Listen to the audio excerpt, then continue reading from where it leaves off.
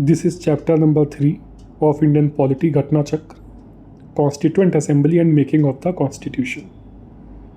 तो इस चैप्टर के क्वेश्चन आंसर्स करने से पहले we need to have command over some facts. So let us look at those facts first. Interim cabinet में कौन सा मेंबर क्या था, पहले हमें वो याद करना है। तो पंडित नेहरू क्या थे? पंडित नेहरू थे vice president of the council. Pandit Nehru vice president ही हो सकते हैं क्योंकि president of the council viceroy of India थे। And external affairs and commonwealth relations, तभी इंडिया की आज़ादी के बाद जो भी फॉरेन अफेयर्स है वो पंडित नेहरू ही देख रहे थे। एंड दैट इज़ वाई उनके अंडर कॉमनवेल्थ रिलेशंस भी था। सरदार वल्लभ भाई पटेल के अंदर home, information and broadcasting. Doctor Rajendra Prasad food and agriculture. तो इसे हम कैसे याद कर सकते हैं कि प्रसाद भी एक तरह का फूड ही तो है। Doctor Rajendra Prasad food and agriculture. Doctor John Matthai industries and supplies. Jagjivan Ram labour. तो इसे हम ऐसे याद कर सकते हैं कि जो जगजीवन नाम होता है, ऐसे जो पुराने नाम हैं वो लेबर के ही होते हैं। फिर है सरदार बलदेव सिंह डिफेंस। तो इसे कैसे याद करते हैं कि अगर नाम में बल है तो ये डिफेंस के ही होंगे। फिर है C.H. भाभा। तो C.H. भाभा है वर्क, माइंस एंड पावर। तो भाभा एटॉमिक एनर्जी सेंटर है। तो इसे कैसे याद कर सकते हैं कि एटॉमिक एनर्जी के लिए हम माइंस से यूरेनियम एंड थोरियम निकालते हैं और फिर यूरेनियम से हम न्यूक्लियर रिएक्टर बना के पावर जनरेशन करते हैं।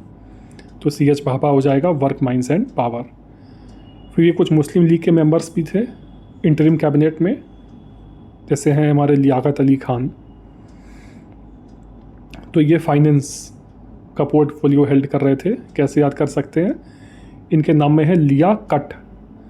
तो जो लोग फाइनेंस में होते हैं वही लोग तो घूस लेते हैं, रिश्वत लेते हैं, कट लेते हैं। तो लियाकत फाइनेंस। फिर है अब्दुल रब निस्तार पोस्ट एंड एयर के। तो ये कैसे याद कर सकते हैं? इनके नाम में है अब दूर। इसका मतलब है कि अब हम दूर नहीं हैं, अब तो बाई पोस्ट हम लोग बातें कर सकते हैं और ज़रूरत पड़े तो एरोप्लेन से मिलने भी आ सकते हैं। फिर है असफ़ अली रेलवेज़ एंड ट्रांसपोर्ट। तो असफ़ अली तो हमें याद है गदर मूवी में असफ़ अली ही कैरेक्टर था। फिर है C. राजगोपालाचारी। तो ये थे हमारे एजुकेशन एंड आर्ट्स के। तो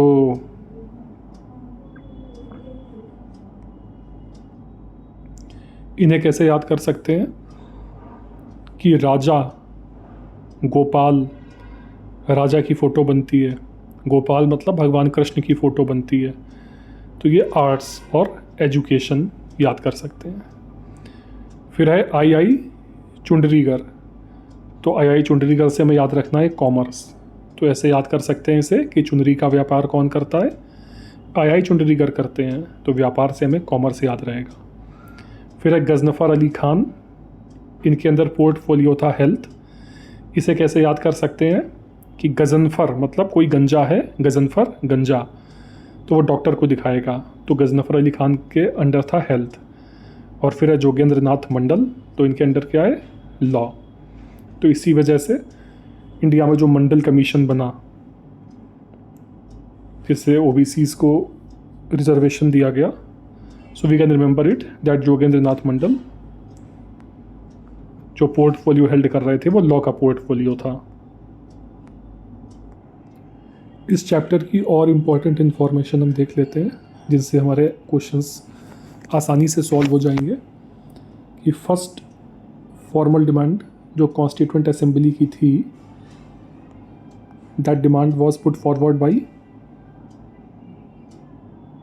whom? That demand was put forward by the Swaraj Party at a conference in Ranchi in May 1934. तो कॉन्स्टिट्यूएंट असेंबली की पहली डिमांड स्वराज पार्टी ने करी थी। उसके उसके बाद the idea of constituent assembly was put forward by M.N. Roy in the same year 1934, and in the same year 1934 Indian National Congress has also officially demanded Constituent Assembly to frame the Constitution at Patna. So ये BPSC वालों के लिए important fact हो जाता है. फिर in 1938 Jawaharlal Nehru on behalf of Indian National Congress declared that the Constitution of India must be framed without outside interference. तो ये भी याद रखना है कि 1938 सेशन था, वो हरिपुर सेशन था गुजरात में, और इसके प्रेसिडेंट कौन थे? सुभाष चंद्र बोस थे. फिर अगस्त ऑफर 1940 में इस डिमांड को इन प्रिंसिपल अप्रूवल मिल जाती है, और फिर लास्ट में कैबिनेट मिशन प्लान 1946 आता है, और कैबिनेट मिशन प्लान 1946 से ही इंडिया की कॉन्स्टिट्यूंट असेंबली का फॉर्मेशन होता है. तो इसमें वन रिप्रेजेंटेटिव जो था वो 10 लाख लोगों को रिप्रेजेंट कर रहा था. टोटल नंबर ऑफ सीट्स थी वो थी 389 में 296 सीट्स ब्रिटिश इंडिया को और 93 सीट्स प्रिंसली स्टेट्स को दी गई थी. और जो 296 सीट्स ब्रिटिश इंडिया को दी गई थी उसमें 292 गवर्नर प्रोविंसेस से एंड 4 चीफ कमिश्नर प्रोविंसेस से लिए गए थे. 4 चीफ कमिश्नर प्रोविंस थे और 4 सीट्स उनको दी गई थी. फिर इलेक्शन होता है उन 296 सीट्स पर जुलाई अगस्त 1946 में. इंडियन नेशनल कांग्रेस जीतती है 208 seats, Muslim league 73 seats, and जो स्मॉल ग्रुप्स एंड इंडिपेंडेंट्स वो 15 सीट्स.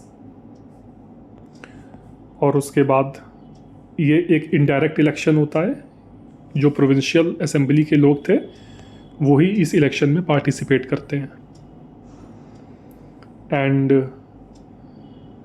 जो गवर्नमेंट ऑफ इंडिया एक्ट 1935 था उसमें सिर्फ 3 बेसिस पर प्रॉपर्टी वोटिंग राइट्स दिए गए थे. वो बेसिस थे प्रॉपर्टी, टैक्स एंड एजुकेशन.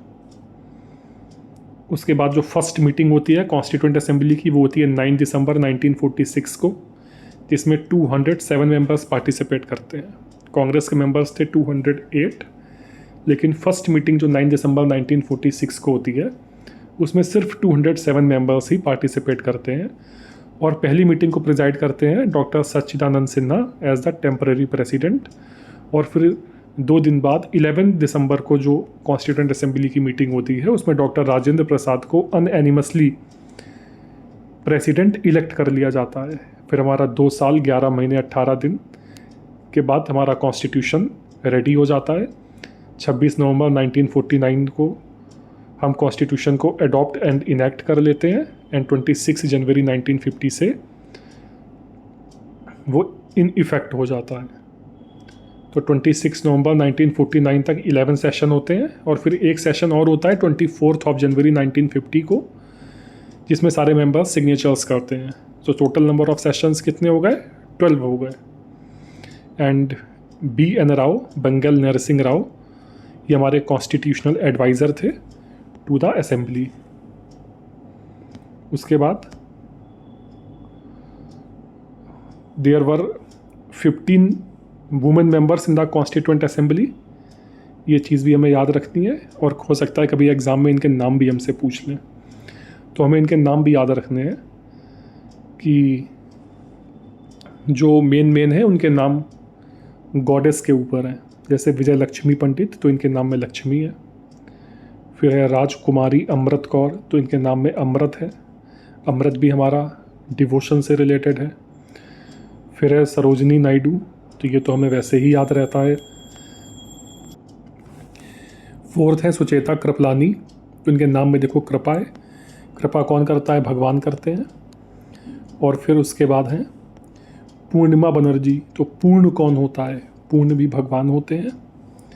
फिर हैं लीला रॉय, तो लीला कौन करता है? भगवान करते हैं. फिर हैं दुर्गा बाई, तो दुर्गा कौन है? दुर्गा माँ भगवान है. फिर है हंसा मेहता, तो माँ सरस्वती किस पर बैठी हैं? हंस पर बैठी हुई हैं, तो हंसा मेहता भी हमें याद हो जाएगा. फिर है कमला चौधरी, माता लक्ष्मी किस में बैठी हैं, कमल में बैठी हैं, तो हमें कमल भी याद हो जाएगा। फिर है रेणुका रे, तो जो रेज आती हैं वो किससे आती हैं, सूर्य से आती हैं, सूर्य भी एक भगवान है। फिर है मालती चौधरी, इनके नाम में माँ है, माँ कौन होती हैं, माँ भगवान होती हैं। फिर है दक्षयानी वेलायुधन, तो इनके नाम में धन आ रहा है, धन के स्वामी कौन है, कुबेर हैं और लक्ष्मी हैं, वो भी भगवान हैं। फिर ये एक मुस्लिम है, बेगम एजाज रसूल, तो रसूल कौन थे, प्रॉफेट मोहम्मद थे, नबी थे। एंड फिर एनी मैस्करन, तो एनी मैस्करन याद कर सकते हैं हम लोग क्योंकि एनी बेसेंट बहुत फेमस थी। तो एक हमें एक आइडिया रख सकते हैं कि कॉन्स्टिट्यूएंट असेंबली में एनी बेसेंट नहीं थी लेकिन एनी मैस्करन थी। और फिर एक है अम्मू स्वामीनाथन, तो स्वामी कौन है, स्वामी हमारे भगवान हैं। तो इस तरह से जितनी भी फीमेल मेंबर्स हैं उन सब के नाम हम अपने दिमाग में रख सकते हैं कि एग्ज़ाम में आए तो हम उसे एलिमिनेट कर लेंगे। अब फटाफट क्वेश्चंस को देख लेते हैं। पहला क्वेश्चन है, who gave the idea of constituent assembly firstly for the formation of constitution for India. हम पढ़ चुके हैं थ्योरी में, स्वराज पार्टी। तो इस थ्योरी में भी वही लिखा है जो हमने पढ़ा है, सो अब हम इसे दोबारा नहीं पढ़ेंगे। कुछ भी इम्पोर्टेंट होगा I will mention it beforehand. Second question है, who in the beginning presented the idea of Indian constituent assembly in pre independence days, क्योंकि स्वराज पार्टी ऑप्शन में नहीं है और स्वराज पार्टी के बाद एम एन रॉय ने दिया था और एम एन रॉय के बाद इंडियन नेशनल कांग्रेस ने दिया था। तो हमारा आंसर होगा एम एन रॉय। ये हम कंप्लीट कर चुके हैं, so it is not important now. Third question is, who said the constituent assembly alone can produce a constitution indigenous to the country and truly and fully representing the will of the people. ये कहा था महात्मा गांधी बापू ने। तो इसमें एक चीज़ important है वो हमें पढ़नी है कि महात्मा गांधी ने एक आर्टिकल लिखा था, उस आर्टिकल का नाम था द ओनली वे। इस द ओनली वे नामक आर्टिकल में जो उन्होंने हरिजन में लिखा था उसमें महात्मा गांधी ये बात कहते हैं, क्या बात कहते हैं कि the constituent assembly alone can produce a constitution indigenous to the country and truly and fully representing the will of the people. तो ये इन्फॉर्मेशन हमें याद रखनी है। फिर fourth number question, the proposal for framing of the constitution of India by an elected constituent assembly was made by Cripps mission. ये हमें याद रखना है। इसका एक्सप्लेनेशन देख लेते हैं कि after the end of the second world war by an elected constituent assembly India का कॉन्स्टिट्यूशन फ्रेम होना चाहिए। ये क्रिप्स मिशन 1942 ने इस बात को बोला था। फिर क्वेश्चन नंबर 5 कर लेते हैं कि with reference to the proposals of the Cripps mission consider the following statements. पहला स्टेटमेंट है, the constituent assembly would have members nominated by the provincial assemblies as well as the princely states. बिल्कुल सही बात है। And second question, any province which is not prepared to accept the new constitution would have the right to sign a separate agreement with Britain regarding its future status। तो जो पहला statement है वो wrong हो जाएगा और जो second statement है वो करेक्ट हो जाएगा। सेकंड स्टेटमेंट करेक्ट है, इसीलिए इंडियन नेशनल कांग्रेस ने इसको एक्सेप्ट नहीं किया था क्रिप्स मिशन को, और पहला स्टेटमेंट रॉन्ग हो जाएगा। इसका एक्सप्लेनेशन देख लेते हैं। ये क्रिप्स मिशन 1942 में फॉलोइंग प्रपोजल्स थे, setting up of dominion status, any province unwilling to join the Indian dominion could form a separate union and have a separate constitution. Third, a constitution assembly would be framed, ये तो था ही। और fourth, would have members elected by provincial assemblies and nominated by princely states. यहाँ पर ये दिया हुआ था कि nominated by the provincial assemblies, तो प्रोविंशियल असेंबलीज से नॉमिनेशन नहीं था, प्रोविंशियल असेंबलीज से इलेक्शन था, प्रिंसली स्टेट से नॉमिनेशन था। फिर question number 6, as per the cabinet mission plan in the constituent assembly one member कितने को रिप्रेजेंट कर रहा था, वन रिप्रेजेंटेटिव 10 लाख को रिप्रेजेंट कर रहा था। We have seen this, so अब हमें इसे नहीं पढ़ना है। फिर है question number 7, who among the following person was not a member of the cabinet mission. तो कैबिनेट मिशन के 3 मेंबर थे, sir Stafford Cripps, sir Pethick Lawrence and sir AB Alexander. William Wood was not the member, so this would be our answer. अब हमें इसमें कुछ भी नहीं पढ़ना है। फिर क्वेश्चन नंबर 8 है, the Indian constituent assembly was established under, it was established under cabinet mission plan of 1946। ये हम अभी थ्योरी में कवर कर चुके हैं। और ये इलेक्शंस इनडायरेक्ट इलेक्शंस थे। Question number 9, through which plan was the constituent assembly created, constituent assembly was created through cabinet mission plan, repeated question. Question number 10, in the interim government formed in 1946 the vice president of the executive council was, हम पढ़ चुके हैं vice president पंडित नेहरू थे और president of the executive council vice Roy थे। तो ये वही चीज़ यहाँ पर फिर मेंशन की हुई है। इसमें एक चीज़ इंपॉर्टेंट है जो हमें पढ़नी है कि जो इंटरिम गवर्नमेंट है उसका फॉर्मेशन 2 अक्टूबर 1946 को हुआ था। मुस्लिम लीग इसे ज्वाइन नहीं करती है स्टार्टिंग में, but on 16 October 1946 Muslim league के भी 5 मेंबर्स इसको ज्वाइन करते हैं। Question number 11, which of the following was not the member of the interim national government, तो हमें पता है राजगोपालाचारी राजा हैं, गोपाल हैं, तो ये एजुकेशन एंड आर्ट्स का पोर्टफोलियो इनके अंदर था। डॉक्टर राजेंद्र प्रसाद, इनके अंदर फूड एंड एग्रीकल्चर था। एंड डॉक्टर सर्वपल्ली राधाकृष्णन, जगजीवन राम, मैंने बताया था जगजीवन राम लेबर का होता है।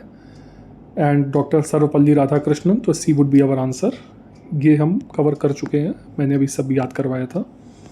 फिर क्वेश्चन नंबर 12 है, the first interim government was announced on, तो ये हमने अभी कवर किया। It was announced on 24th of August 1946 and it was formed on 2nd of September 1946 को फॉर्मेशन हुआ था और 24th of August को अनाउंस हुई थी। फिर अगला क्वेश्चन है, according to the Wavell plan the number of Hindus and Muslim members in the executive council was to be equal. Assertion सही है। Reason, Wavell thought that this arrangement would have avoided the partition of India. No, Wavell ने ये इसलिए किया था जिससे जो एक डेडलॉक है Hindus Indian national Congress and Muslim league के बीच में, उसको हम रिजॉल्व कर सकें। पार्टीशन रोकने के लिए नहीं किया गया था, कहीं पर भी इसका उद्देश्य पार्टीशन रोकना नहीं था। तो यहीं पे ये इस एजर्शन हमारा करेक्ट हो जाता है और रीज़न हमारा फॉल्स हो जाता है। सो सी वुड बी अवर आंसर। इसका एक्सप्लेनेशन देख लेते हैं।